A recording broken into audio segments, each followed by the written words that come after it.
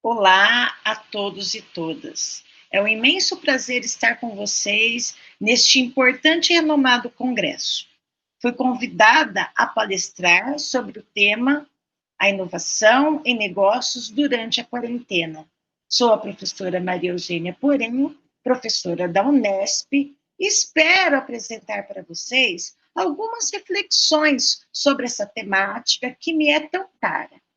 Para mim, não é a tarefa das mais fáceis falar sobre a inovação. É um termo bastante polissêmico, que faz parte da história de longa duração.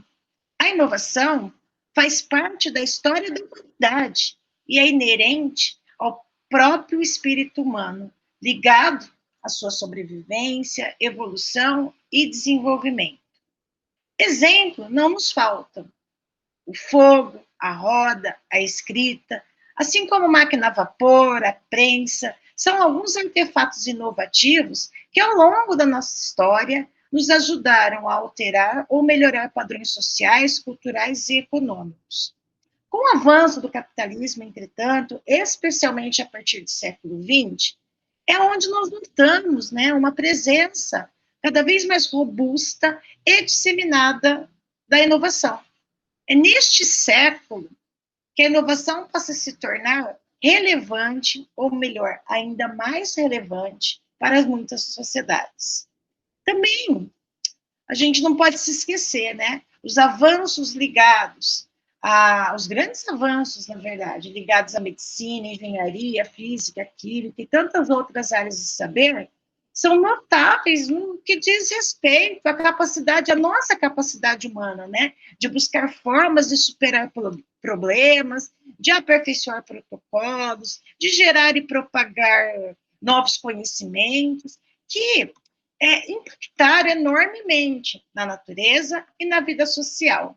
Sobretudo, é no século XX que a inovação passa a ser um dos mais importantes desafios contemporâneos, na medida em que sua relação com a ciência e com a inventividade humanas carrega potencial para resolver problemas complexos enfrentados por países, organizações e sociedades. Problemas que nos levam a evidenciar ainda mais o quanto a inovação, ao longo da nossa história, vem apoiando a nossa preservação, salvando as nossas vidas, melhorando, com certeza, o nosso padrão e nossa qualidade, a qualidade da nossa existência, da existência de milhares de pessoas. Entretanto, a despeito do poder que a inovação tem para a humanidade e de tudo que ela vem proporcionando, e impactando ao longo da nossa história, de seus efeitos, e da multiplicidade de formas que a gente teria aqui para estar exemplificando para vocês, e até de conceituar a inovação, eu vou dizer para vocês como que eu a entendo, Então, para mim, a inovação ela tem uma perspectiva, ela pode ser explicada a partir de uma perspectiva comunicacional. Ou seja, a comunicação, para mim, ela é explicada, ela é um processo social, cujos sentidos são múltiplos, construídos nas interações sociais e atravessados por relações de poder, especialmente os de poder econômico, especialmente as relações econômicas. Por essa razão, é importante compreender fatores contextuais que participam da construção dos sentidos da inovação. Esses sentidos, eles desvelam ou ocultam interesses, distorcem, constroem e reconstroem realidades. Para mim,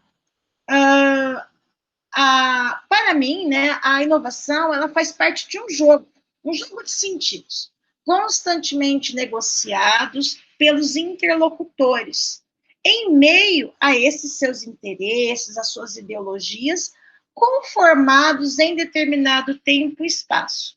É nesse jogo de sentidos produzidos na e pela teia comunicacional que podemos identificar os quadros que mobilizam as visões que temos sobre inovação, os conceitos, a forma como nós entendemos a inovação. Uma dessas visões é a visão econômica, né? Talvez seja a mais forte delas, ou melhor, a mais predominante, inclusive atualmente. Essa visão, baseada na teoria econômica, acaba direcionando e determinando muitos estudos e pesquisas sobre inovação e, consequentemente, definindo os quadros de sentido pelos quais se conceitua e se entendem a inovação, e se entende a inovação. A teoria econômica detém certa tradição, podemos dizer assim, no domínio sobre os estudos e pesquisas ligados à inovação. Sumariamente, esse campo do saber se preocupa em entender os efeitos da inovação sobre as atividades produtivas. Mais especificamente, com a escola neoclássica, a inovação ela se firmou enquanto uma pauta importantíssima e central no desenvolvimento econômico dos países. Nessa perspectiva, coube aos estudos neo-schupperianos atribuírem, né, a inovação ligada a esse processo técnico, né, de posição central na análise no que concerne os elementos determinantes do processo de crescimento e de desenvolvimento econômico. No campo, né, econômico, as explicações ligadas à inovação nesse campo econômico, e aí a gente também entende que os estudos da administração, os estudos organizacionais estão dentro desse campo econômico, né, avançam muito ao longo do tempo, ao longo dos anos, na pesquisa sobre as características, dimensões, fontes de inovação, e ajudam, obviamente, né, no entendimento sobre o seu conceito, o seu papel no desenvolvimento econômico das sociedades, e isso inclui seus benefícios, suas causas, consequência.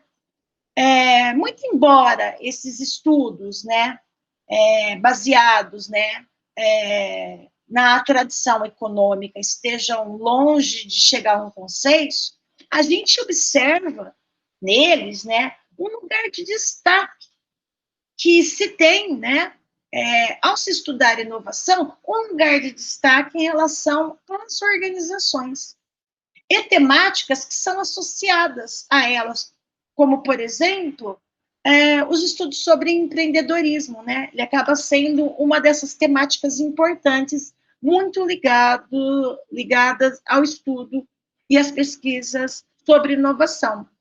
Isso pode ser justificado pelo fato de que as organizações, né, ou melhor, que a inovação promovida pelas organizações gera maior riqueza. Trata-se, portanto, de considerar o inexorável papel, o papel central que as organizações acabam atingindo, né, no século XX, especialmente ligada ao avanço do capitalismo, ao sistema capitalista, que desde o início do século XX vem assumindo a função de acumulação do capital e de manutenção e reprodução desse sistema.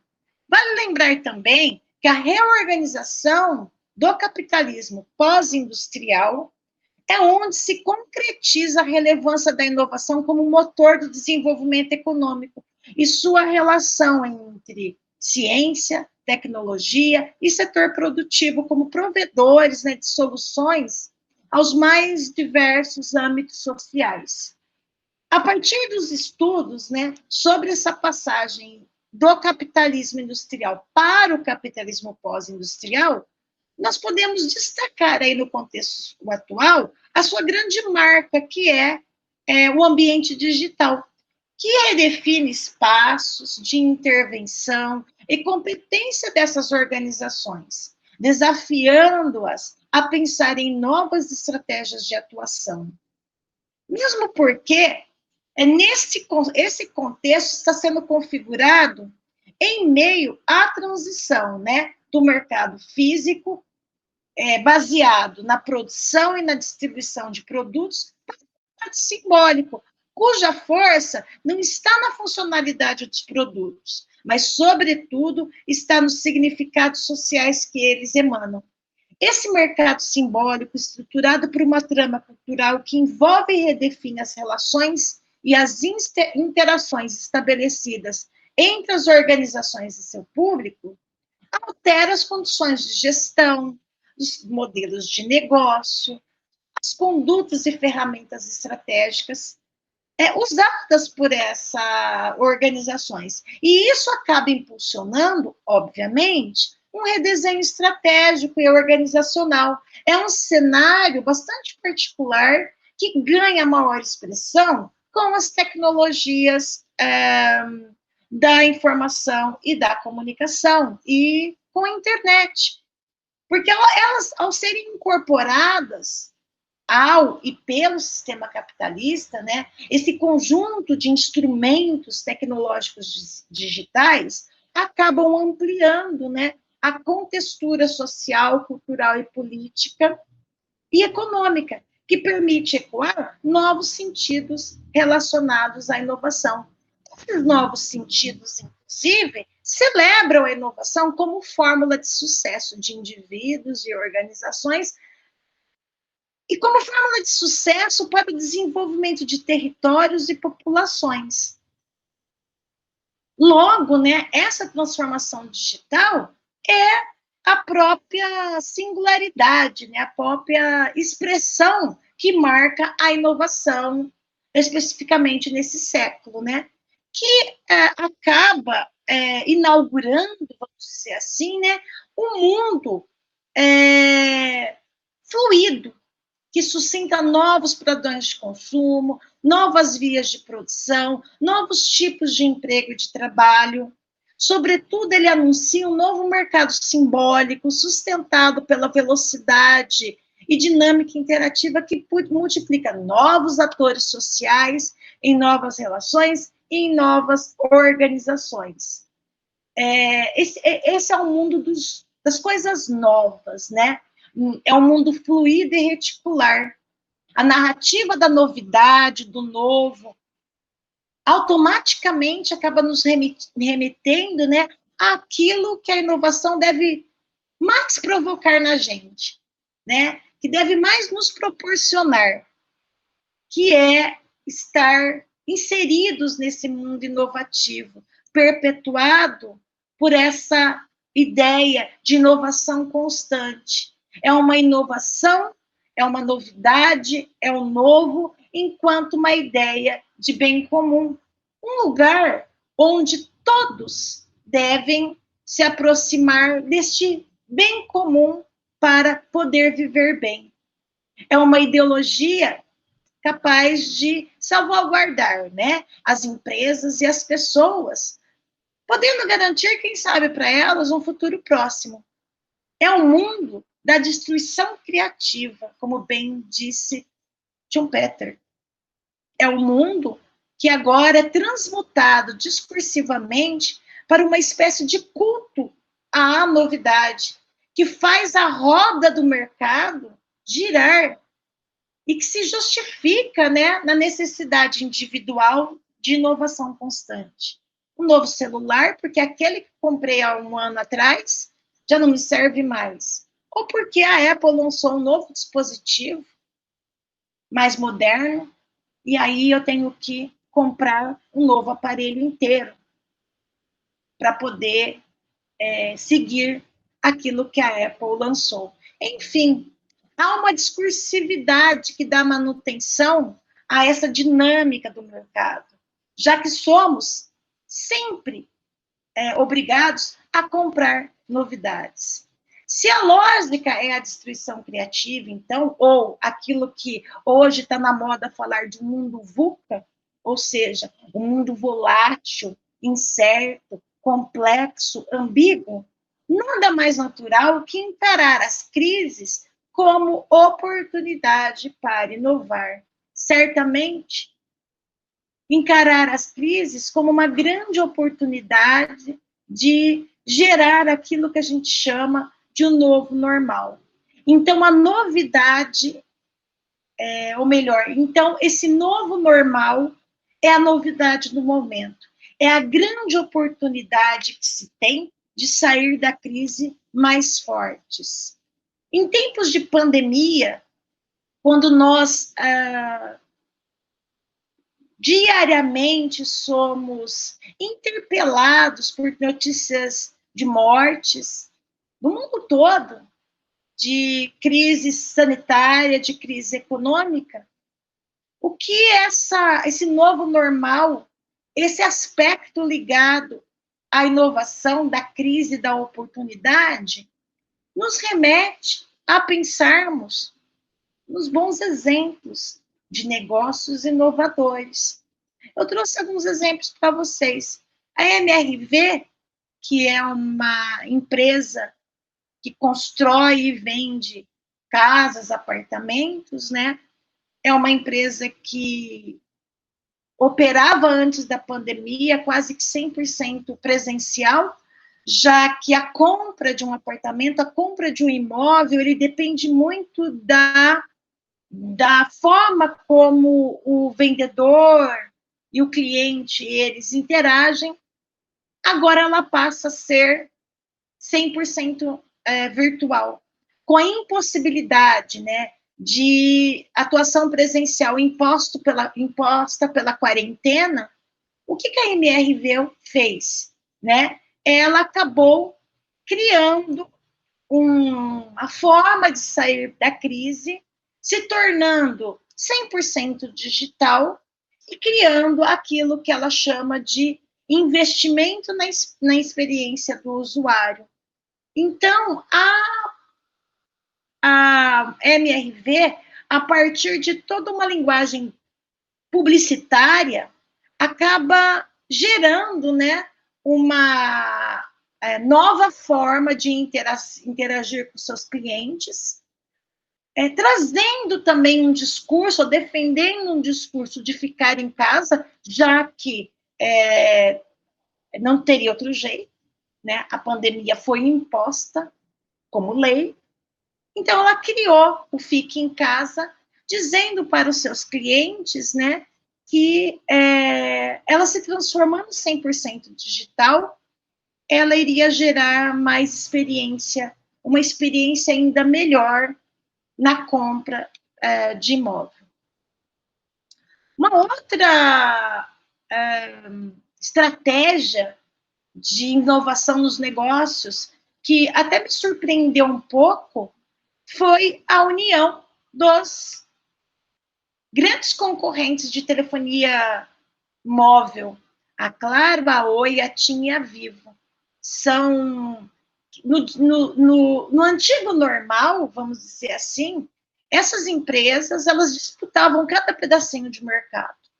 Com a quarentena, e principalmente com a necessidade, né, das pessoas ficarem em casa, trabalharem em casa, estudarem em casa, e necessitarem para isso, né, de notebook, celulares e principalmente da internet, obviamente, vamos imaginar essas 4 empresas disputando esses novos clientes nesse novo normal.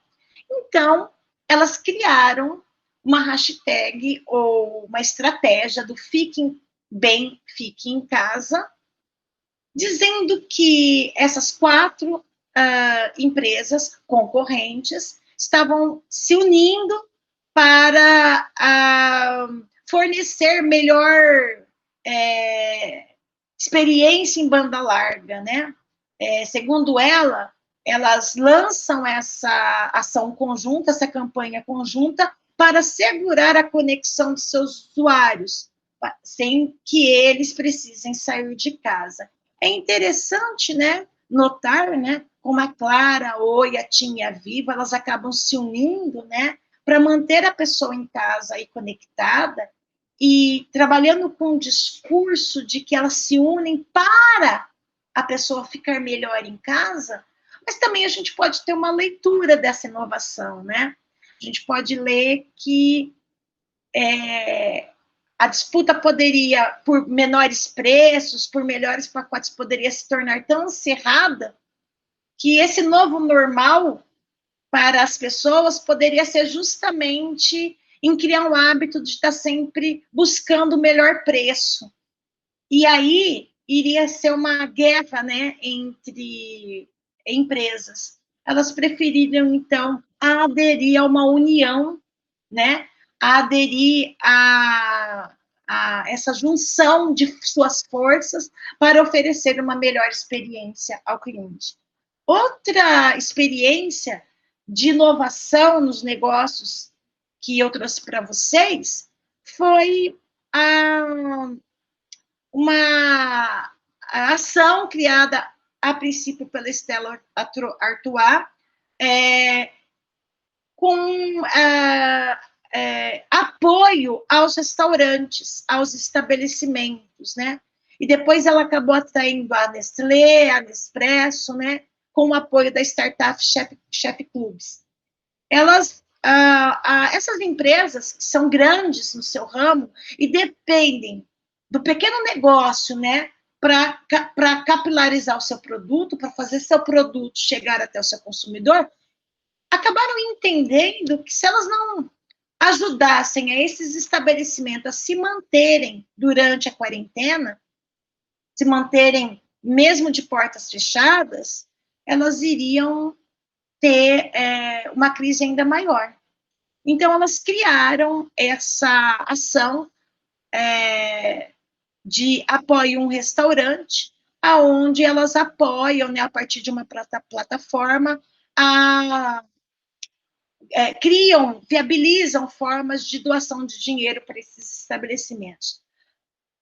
Mas sem sombra de dúvida, para não ampliar muito os exemplos, talvez aqui no Brasil, o exemplo que está mais comentado nos últimos tempos, né, é do Magazine Luiza. Uma grande empresa de varejo que se manteve praticamente, né, com lojas espalhadas pelo Brasil inteiro, por todo o território brasileiro, lojas físicas, né, aonde, inclusive, é uma loja popular, e as pessoas que compram no Magazine Luiza sempre foram, tradicionalmente, né, estimuladas a irem até a loja para comprar os seus produtos, né.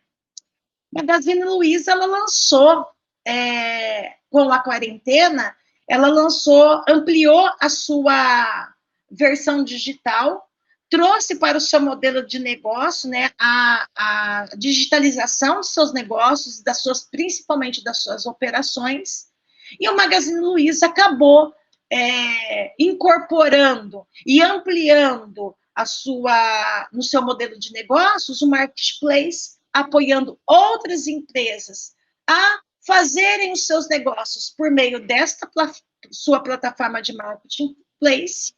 E toda essa mudança, né, do Magazine Luiza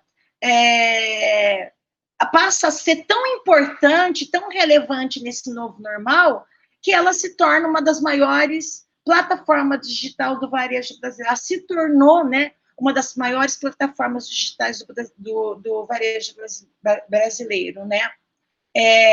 Alcançando, assim, resultados financeiros no segundo trimestre de 2020, né, bem interessantes, né? Apesar do impacto que a pandemia teve sobre os milhares de empresas, né, que levou ao fechamento de muitas lojas, a Magalu, como ela é costumeiramente chamada, né, carinhosamente chamada, registrou taxas históricas de crescimento das vendas totais e do e-commerce.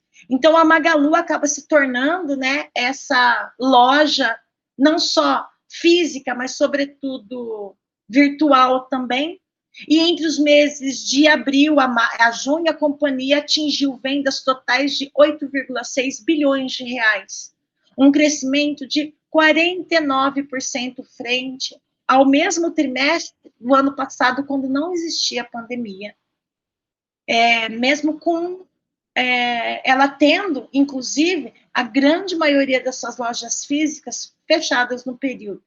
E isso se deve muito também pelo menos é o que a mídia vem propagando, né? A jornada que eu chamo de jornada da heroína, da sua principal sócia, né? A Luísa Trajano, né? Que existe, tem um poder de fala empreendedora, inovadora, muito grande, né? O seu discurso é muito poderoso, né? Então, algumas coisas que eu trouxe nesse período de transição, de implementação desse digital, né, da incorporação desse digital como modelo de negócio do Magazine Luiza, ela diz o seguinte: é preciso ter coragem, aprender de novo, vamos ter uma nova realidade. Essa é a verdade. O mercado não vai ser o mesmo, não vai ter jeito. O físico e o digital podem se complementar, se integrar. O consumidor pode comprar pelo digital e pegar na loja, com o calor humano.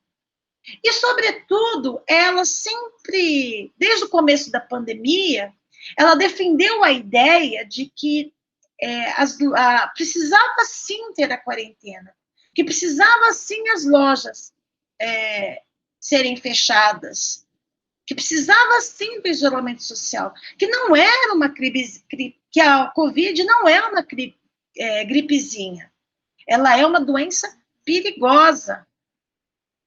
É interessante, né, pensar em como o Magazine Luiza, né, aqui representada pela força dessa mulher, da Luísa Trajano, acaba incorporando, né, esse comportamento inovador para si, né, se projetando no mercado, para além do mercado físico, para o mercado digital, e trabalhando muito aquilo que nós já falamos para vocês a respeito dessa mudança do mercado físico para o mercado simbólico. O mercado simbólico aqui é muito tratado a partir dos discursos da Luísa Trajano, porque ela coloca força, potência na sua fala, dizendo que é importante que as pessoas realmente preservem a sua vida, aderindo à quarentena, fechando as suas portas. Até porque a Magazine Luiza correu, fez a sua lição de casa, inovadora, se tornou digital e agora ela ajuda o pequeno negócio. Ela cria um marketplace. É certo que a Magazine Luiza é uma loja já tradicional, uma loja que ela tem sustentação, ela tem robustez, né? Esse novo normal da Magazine Luiza, ou da Magalu, né, seria o mesmo para outros brasileiros e brasileiras, né? Eu quero dizer, né, será que a gente poderia traduzir essa inovação promovida pelo Magazine Luiza, pela MRV, pela Stella Artois, pelo Nestlé, pela Nespresso, ou pela Vivo, claro, TIM, enfim, e tantos outros cases de sucesso, né, que nós poderíamos falar, a gente poderia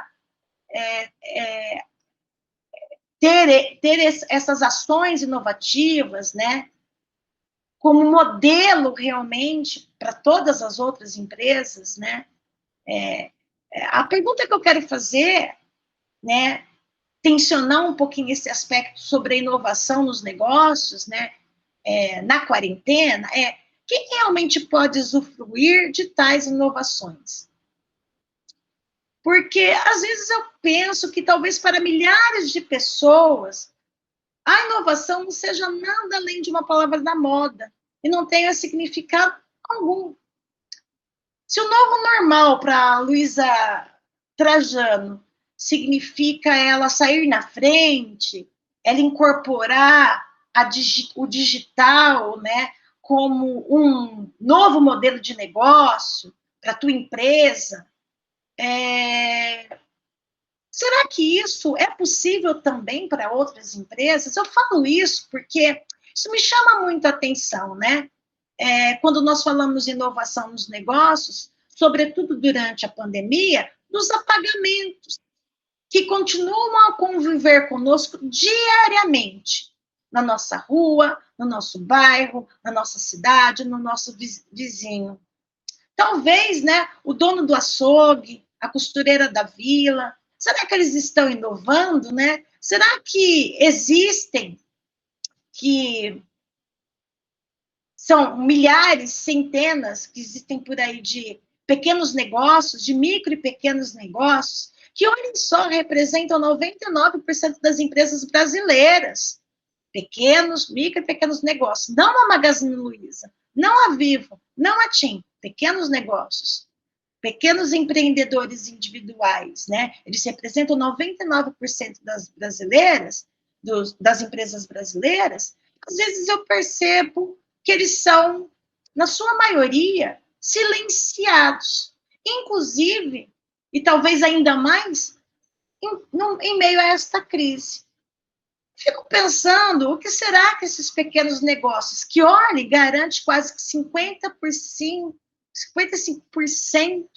do emprego formal no Brasil, eles devem estar pensando sobre inovação nesse momento. Como eles pensam em sobreviver ao vírus e à crise econômica?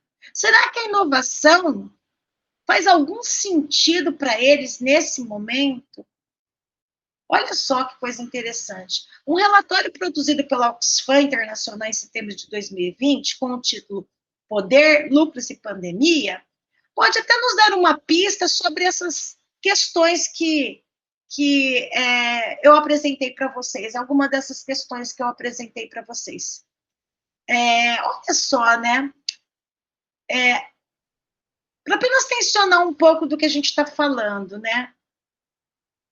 Os negócios e a Covid, que está nesse relatório, né? Fala o seguinte, que 6 meses após a OMS ter declarado que a Covid é uma pandemia, mais de 800 mil, isso naquela época, em setembro, quando a Oxfam lançou esse relatório. Hoje nós estamos em 1 milhão e 400 mil. Pessoas perderam suas vidas em decorrência da doença. Estima-se que 400 milhões de pessoas, a maioria mulheres, e inclui negras, perderam seus empregos. Até 500 mil de pessoas poderá ter sido empurrada para a situação de pobreza até a pandemia acabar. E é interessante que ela traz esse mesmo relatório, né, que, por exemplo, o dono da Amazon, o principal sócio da Amazon, poderia pagar a cada um dos seus 876 mil funcionários um bônus de mais de 530 mil reais. E ainda assim, ele teria lucro durante a pandemia. Então, os números que a Oxfam nos apresenta, eles são bastante chocantes, né? Quando eles dizem que, ao mesmo tempo em que 400 milhões de vidas, de empregos, foram perdidos durante a pandemia, mais 32 empresas mais lucrativas do mundo devem ganhar 577 bilhões de reais em 2020, a mais do que nos anos anteriores. Que, em média, as doações dessas 32 empresas mais lucrativas em 2020 para o combate da Covid não ultrapassou 0,5% dos seus lucros de 2019. E desde janeiro deste ano, elas já pagaram 195 bilhões a seus acionistas, ou 94% dos seus lucros este ano já foram para a mão dos seus acionistas. Então, quando a Oxfam nos apresenta esses números e a gente olha para a questão dos negócios e inovação, acho que a gente é importante que a gente se questione a quem a inovação está realmente servindo, né? Quais os privilégios que ela vem garantindo, né? Olha só, para a gente poder tensionar um pouco mais essa questão, né? Eu vou apresentar na sequência um ranking publicado pela Época Negócios com as 5 empresas que mais cresceram durante a pandemia. Então, são elas a Amazon, a Microsoft, a Apple, a Tesla e a Tencent. Essas empresas estão nas maiores revistas especializadas.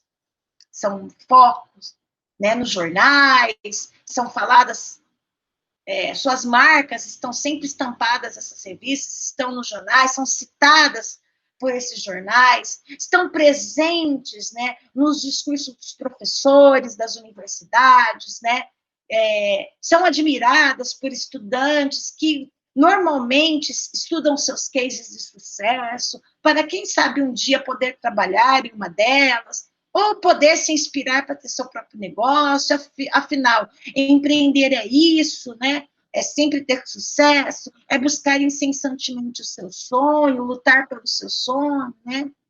Entretanto, para esses estudantes, né, ou para essas pessoas, para essas revistas, para esses jornais, para esses professores, né, para as pessoas que normalmente, né, admiram muito, né, essas empresas, talvez tenha sido esquecido de mencionar que, segundo a FAO, a Organização das Nações Unidas para a Alimentação e Agricultura, em 2009, a fome afetava quase 690 milhões de pessoas, ou seja, 88,9% da população mundial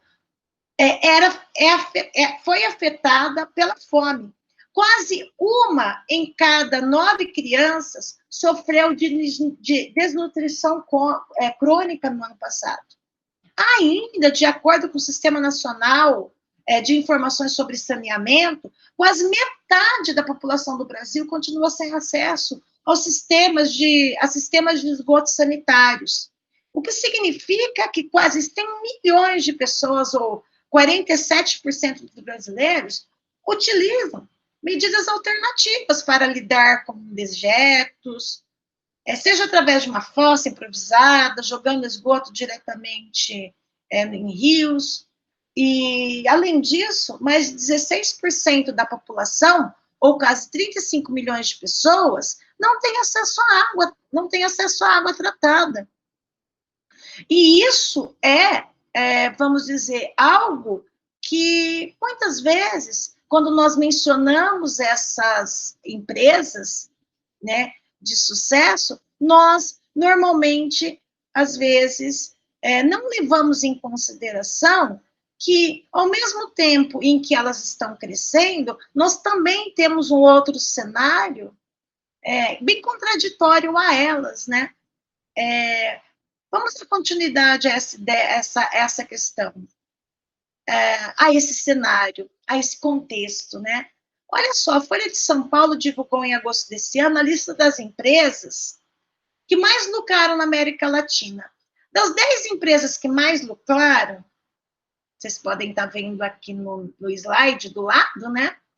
6 delas são instituições bancárias, que cobram, no Brasil, 8% de juros ao mês, no cheque especial, que significa que em torno de 150% de juros no ano é garantido para essas empresas, caso a gente precise usar o nosso cheque especial, que para muitos salva, às vezes, o mês.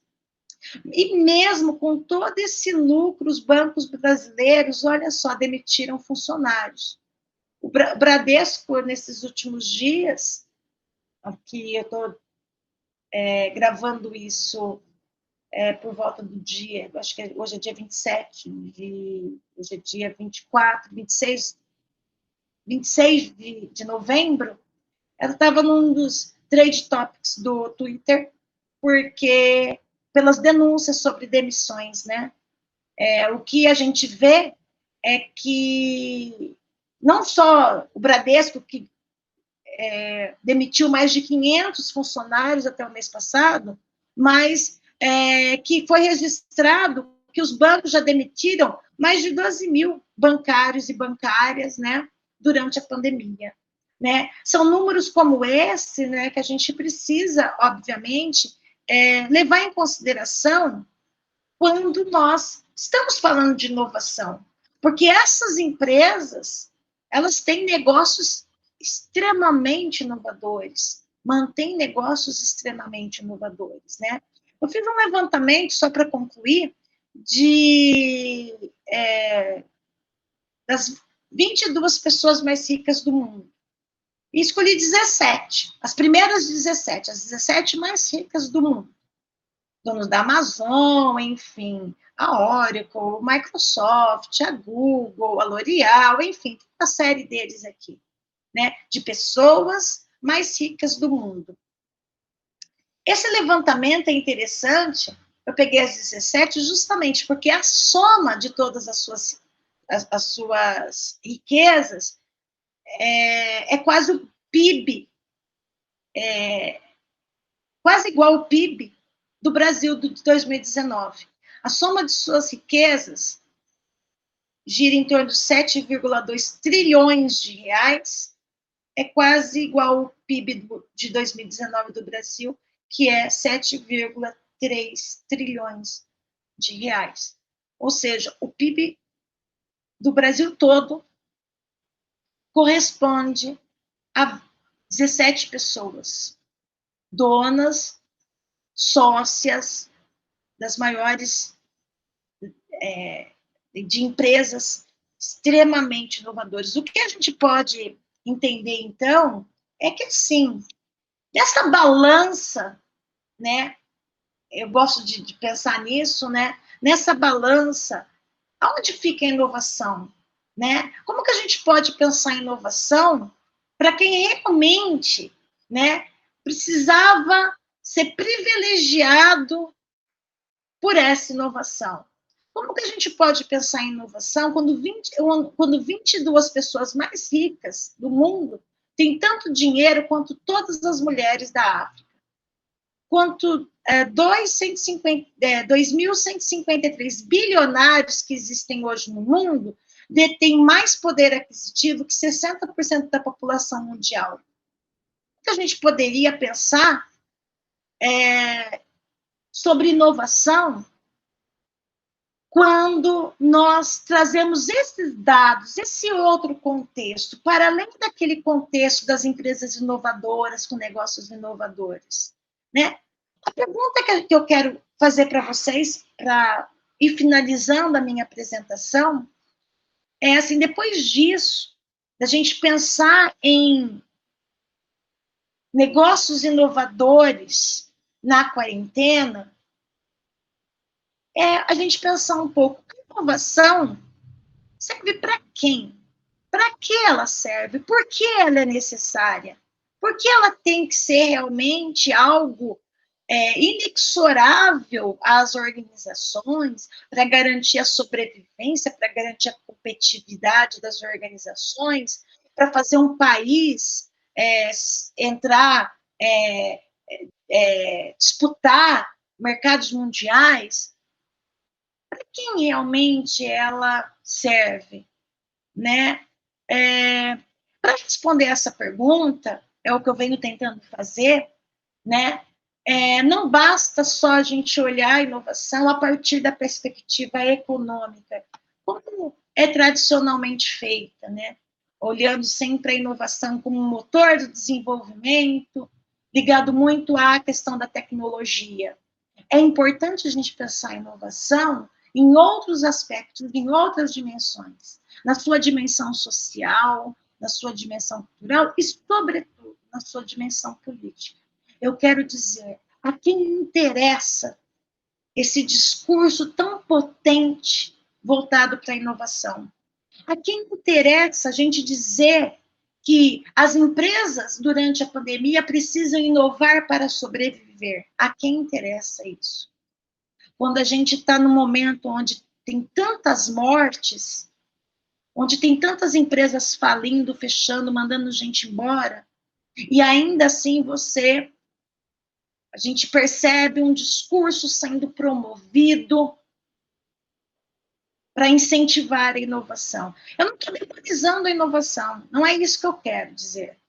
Eu quero dizer que quando nós estamos falando em inovação, nós estamos falando também que existe a inovação, que assim como a pandemia, ela não afeta a todos, né, da mesma forma, a inovação nos negócios durante a pandemia também pode não chegar ao Eduardo Bezerra, a Fabiana, Alex, a Alessandra e a Lana. Essa é a questão que eu acho importante quando nós falamos de inovação nos negócios, sobretudo durante a pandemia. Eu quero agradecer a todos, espero de alguma maneira ter, de alguma forma, ajudado vocês a, de certa maneira, a pensarem, refletirem um pouquinho mais sobre inovação. Se quiserem conversar comigo, continuar essa conversa sobre inovação, eu gostaria de informar que eu tenho um grupo de pesquisa que chama, com o nome de Trabalha Comunicação, Informação e Gestão. A inovação é um dos temas que nós trabalhamos, né? Eu sou líder desse grupo junto com a professora Tamara Guaraldo. É só me escrever o e-mail, que eu deixei aí na tela para vocês, tá bom? Esses são os sites e autores que eu consultei para falar essas breves palavras aqui com vocês. Meu muito obrigado. Quero agradecer também ao professor Denis pela possibilidade de estar apresentando e estar participando desse importante congresso e por ele ter me convidado. E espero realmente assim que todos estejam aí protegidos desse vírus e que desejo a todos muita saúde para a gente seguir em frente, sempre pensando que é necessário que a gente tenha coragem, sim, mas sempre esteja pensando também que a nossa realidade ela é muito diversa. A nossa realidade é, sobretudo, também a realidade do outro. Muito obrigada.